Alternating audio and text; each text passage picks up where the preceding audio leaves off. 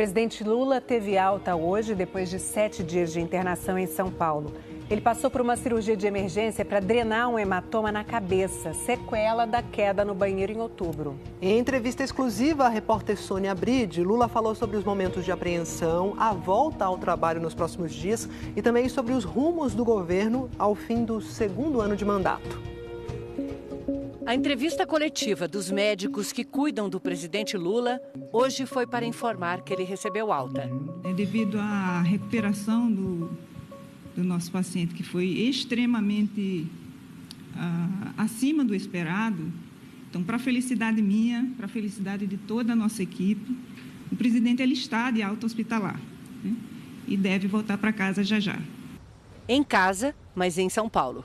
Nós vamos continuar acompanhando o presidente na residência dele. Na quinta de manhã está programada uma tomografia. Se tiver tudo bem, como se espera, ele está autorizado a ir para Brasília. Em Brasília, ele vai ficar com atividades normais, com algumas restrições. Por exemplo, exercício físico, ele gosta de fazer, não, proibido completamente exercício físico. Então, no máximo passear, não é nem caminhar. Eu disse para ele, o senhor vai passear. No final da coletiva, o próprio presidente apareceu, de chapéu para cobrir os curativos na cabeça. Ele fez um breve relato das circunstâncias do acidente e do tratamento. E em seguida, ainda no Hospital Sírio-Libanês, com autorização dos médicos, ele falou com exclusividade ao Fantástico. Como é que o senhor está sentindo? Olha, eu tô mais uma vez, Sônia, me sentindo como um cara protegido por Deus. Eu digo sempre, Sônia, que um cara que nasceu onde eu nasci e não morreu de fome até completar 5 anos de idade, é um milagre.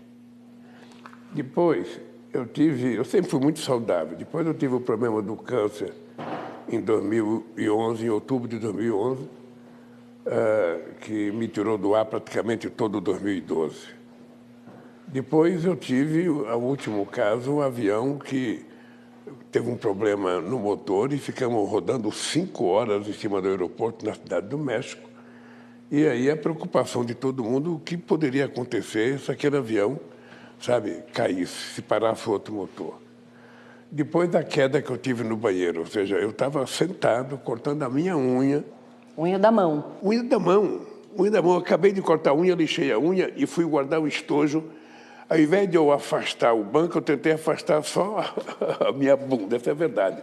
E acabou o banco, eu caí de costas, bati com a cabeça na hidromassagem. O senhor chegou a ficar desacordado? Eu estava sozinho.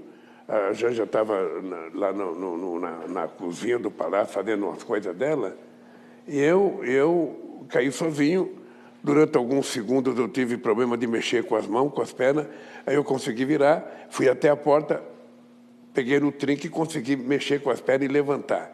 Aí eu falei, bom, menos grave. Sangrando muito, fui para o Sírio-Libanês, tirei, sabe, várias tomografias, várias, sabe, ressonância magnética. E os médicos disseram que foi grave a batida, foi muito forte, mas que ia ficar bom.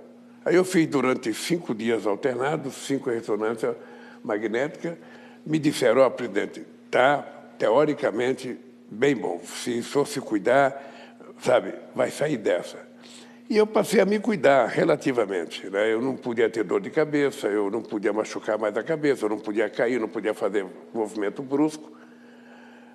Mas aí, a teimosia que está dentro da gente, eu voltei a fazer esteira, voltei a fazer ginástica, voltei a fazer musculação, sabe?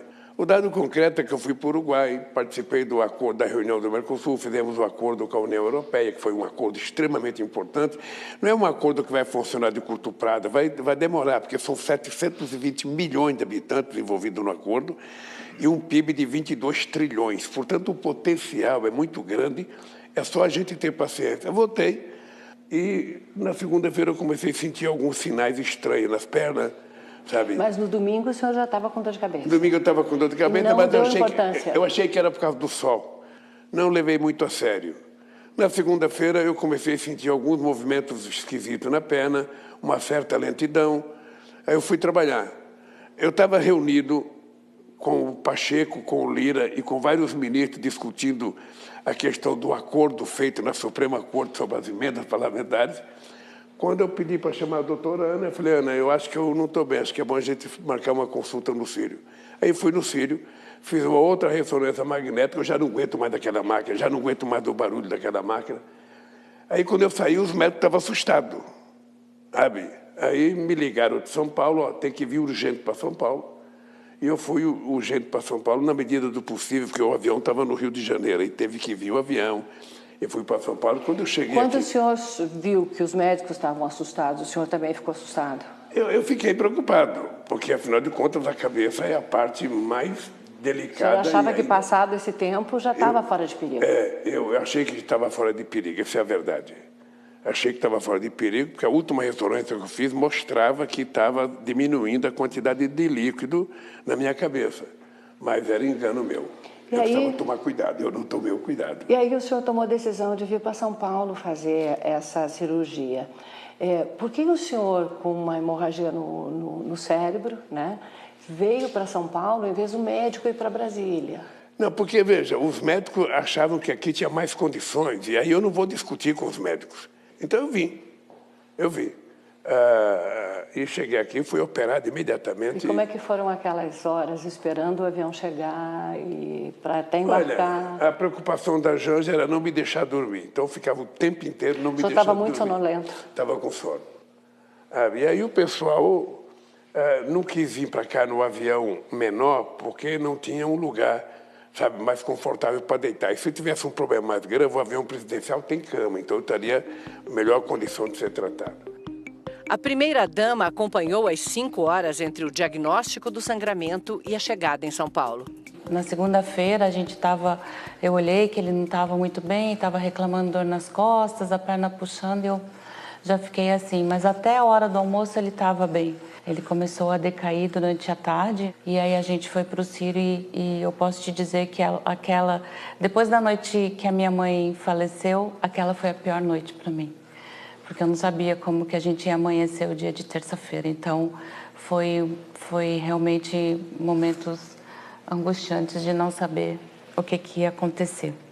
Mas, graças a Deus, a gente está aqui hoje, ele está bem. Hoje a gente estava saindo aqui do hospital, ele trocando de roupa. Eu realmente fiquei emocionada de estar vendo ele bem, vestindo um blazer. Foi nesse nível de preocupação, de achar que não ia sair com ele daqui? Era bem grave a situação. Foi um momento bem delicado, então, claro, isso passa pela cabeça da gente, mas ele está aqui firme e forte para seguir cuidando do país e cuidando de mim também. Foi uma situação assim, tão grave, risco iminente de morte? Foi uma situação grave. O quadro que ele teve foi extremamente grave. Requeria, obviamente, atendimento de emergência, mas sim, corria o risco de acontecer o pior. Eu estava naquela plataforma já esperando para entrar no avião. E, obviamente, sempre tem angústia de como o paciente vai chegar. Quando, assim, nem abriu a porta do avião, eu já me joguei para dentro do avião, né? Eu entrei rápido no avião, ele veio em pé me receber. Sabe, eu tomei um susto, tudo bem que estão falando, né? Nossa, o senhor chegou bem, em pé, veio andando. Aí, obviamente, colocamos ele na ambulância e chegamos no hospital, a equipe médica, a equipe do Dr. Marcos Stabler estava pronta, no centro cirúrgico, na sala cirúrgica. Ele foi direto para a sala cirúrgica e aconteceu a cirurgia. O senhor ficou muito preocupado? Como é que o seu nível de preocupação com a sua saúde, com a sua vida naquela hora?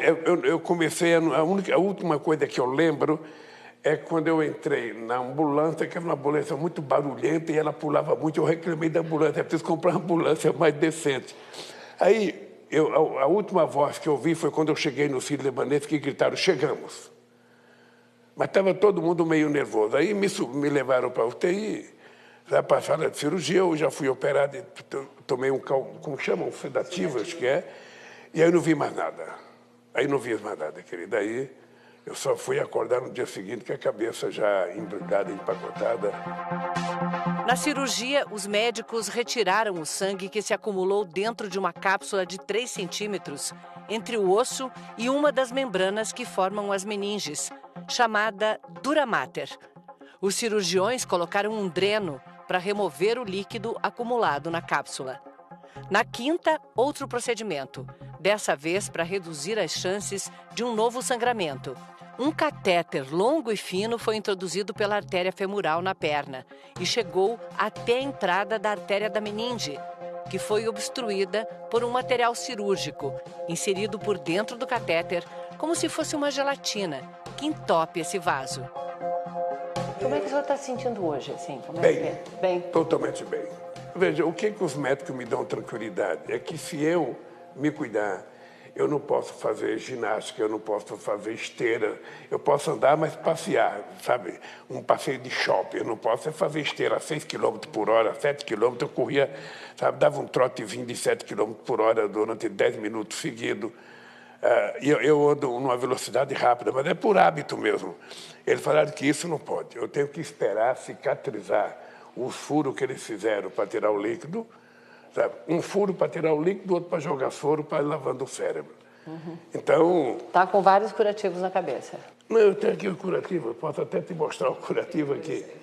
Mas não é uma coisa boa, por isso que eu pus o chapéu aqui. Eu só vou ficar até quinta-feira, porque eu tenho que fazer uma nova tomografia. Eu quero fazer no mesmo lugar que eu fiz as outras.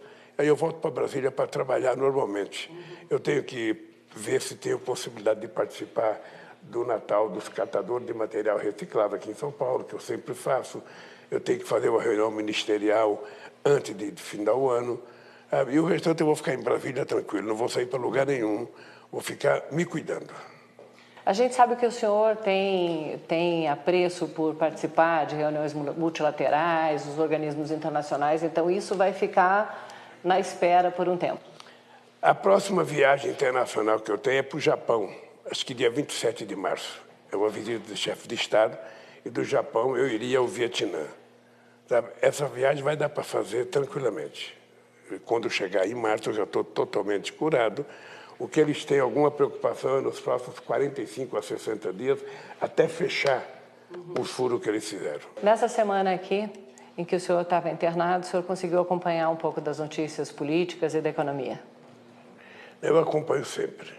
Eu não deixo de acompanhar a notícia política, porque eu, depois da cirurgia, eu voltei, pelo menos do ponto de vista de percepção das coisas, de entender as coisas, totalmente 100% normal. Eu voltei a comer normal, sabe? E eu fiquei acompanhando a notícia política com muita tristeza, saber que pessoas que passaram a vida inteira recebendo dinheiro da União para cuidar da soberania nacional estavam tramando um golpe nesse país. É muito triste.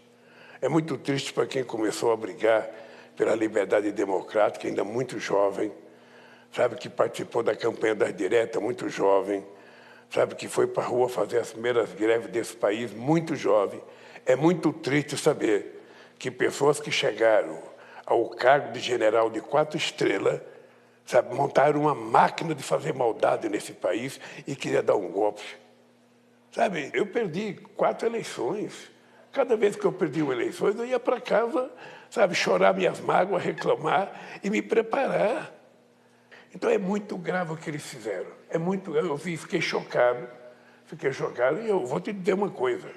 Eu defendo que eles tenham a presunção de inocência que eu não tive. Eu quero que eles tenham todo o direito de defesa. Mas se for verdade as acusações, essa gente tem que ser punida severamente para que sirva de exemplo ao Brasil. Presidente, se o senhor me permite, quando o senhor foi preso, condenado, o senhor passou por várias instâncias da justiça, né? O senhor considera que nesse processo todo da justiça, todas as instâncias, o senhor não teve um direito de defesa? Veja, eu não tive direito de defesa. Eu não tive. Eu fui preso primeiro, para depois eu me defender.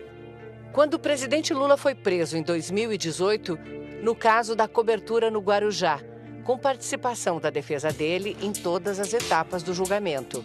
Na época, o entendimento do Supremo Tribunal Federal era de que condenados em segunda instância poderiam ser presos. Esse entendimento mudou em 2019.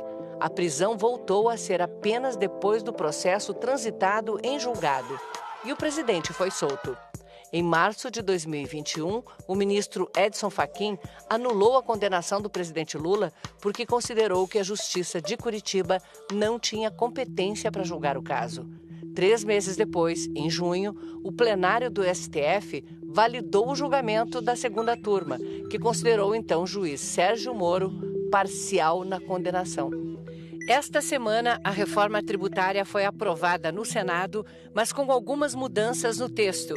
Exclui armas e munições do imposto do pecado e isenta do imposto seletivo produtos como bebidas açucaradas e outros alimentos que têm impacto negativo na saúde. O senhor acha que dá para conviver com essas mudanças ou o governo ainda vai tentar reverter esse quadro, já que o cálculo hoje é que, como está, a taxa ficaria entre 28% e 28,5%? Olha, veja, nós não queremos fazer uma reforma para aumentar tributo nesse país. Nós achamos que se o Brasil arrecadar corretamente os tributos já estabelecidos por lei, o Brasil vai ter arrecadação suficiente para cuidar das coisas. Não precisa aumentar tributo. Agora, essa proposta aprovada pelo Senado vai voltar para a Câmara, que já tinha sido aprovado na Câmara. Então, vamos ver. Quando eu voltar, a partir de quinta-feira, eu vou conversar com as pessoas, vou conversar com a Haddad, possivelmente em casa essa semana, e vou ver o que a gente pode fazer. O que a gente não quer é aumento de tributo. O pacote de cortes de gastos foi muito mal recebido nessa semana, né? Subiu o dólar, caiu a bolsa e há uma percepção de alguns analistas de que com inflação, sem controlar as contas públicas, tem mais inflação e que a inflação afeta também o mais pobre, que o juro mais alto vai afetar o mais pobre. O senhor acha que o pacote deixou alguma coisa de fora que pode ser incluída? Pode haver algum tipo de ajuste nesse pacote? O pacote foi mandado para o Congresso Nacional e o Congresso tem soberania para mudar as coisas. Se votar alguma coisa, sabe, que eu possa mudar, eu posso mudar, mas eu não vou poder mudar. Então vamos parar com essa bobagem. Ninguém nesse país, ninguém, Sônia, ninguém, vou repetir, ninguém nesse país do mercado tem mais responsabilidade fiscal do que eu. Não é a primeira vez que eu sou presidente da República. Eu já governei esse país e entreguei esse país crescendo 7,5%. Entreguei esse país com a massa salarial mais alta desse país. Entreguei esse país, sabe, numa situação muito privilegiada. É isso que eu quero fazer outra vez. E não é o mercado que tem que ir preocupado com os gastos do governo, é o governo. Porque se eu não controlar os gastos, se eu gastar mais do que eu tenho, sabe quem vai pagar? O povo pobre. Então, eu quero te dizer, Sônia, que é o seguinte, nós fizemos aquilo que é possível fazer, mandamos para o Congresso Nacional. A única coisa errada nesse país é a taxa de juros está acima de 12%. Essa é a coisa errada. Não há nenhuma explicação. A inflação está 4 e pouco, é uma inflação totalmente controlada. Totalmente controlada. A irresponsabilidade é de quem aumenta a taxa de juros todo dia. Não é do governo federal. Então, mas nós vamos cuidar disso também. Nesta semana, o Comitê de Política Monetária do Banco Central decidiu aumentar os juros básicos da economia em 1 ponto percentual por unanimidade, com votos de todos os integrantes, incluindo os indicados por Lula, como o futuro presidente do BC, Gabriel Galípolo. O Banco Central explicou que a decisão foi necessária porque a inflação está fora da meta, com sinais de elevação espalhados pela economia. A taxa de juros é a ferramenta que o Banco Central dispõe para manter a inflação sob controle. Depois de 20 minutos de entrevista, os médicos pediram para encerrar para não cansar o presidente, que havia acabado de receber alta. Só encerrando, então, a gente está a 15 dias de completar metade do seu mandato. O senhor pode dizer para a gente o que o senhor considera que o senhor gostaria que tivesse concluído já nesses 2 anos e não está, e o que é prioridade para os próximos 2 anos? Sônia, deixa eu te dizer uma coisa. Tudo que foi planejado a gente fazer até agora está cumprido. Tudo, tudo. A gente primeiro precisou criar novos ministérios, recolocar os ministérios que já existiam. A gente precisou repor muitos postos de trabalho que estavam defasados. Então, veja, nós fizemos o PAC. Nós lançamos todos os programas que tinham que ser lançados e eu tenho dito para meus ministros, nós já plantamos. Agora, 2025 é ano da colheita. Agora vamos começar a colher o que nós plantamos em 2025 e 2026. E as coisas vão acontecer nesse país, Sônia. Eu estou olhando para o teu rosto, Sônia, e estou vendo o povo brasileiro. É um compromisso de honra, meu. As coisas vão acontecer nesse país. Muito obrigada. Melhoras, presidente. Obrigado, querido. Fique bem. Obrigado. O presidente se despediu da equipe médica, tirou fotos e foi para casa, no bairro de Pinheiros, em São Paulo.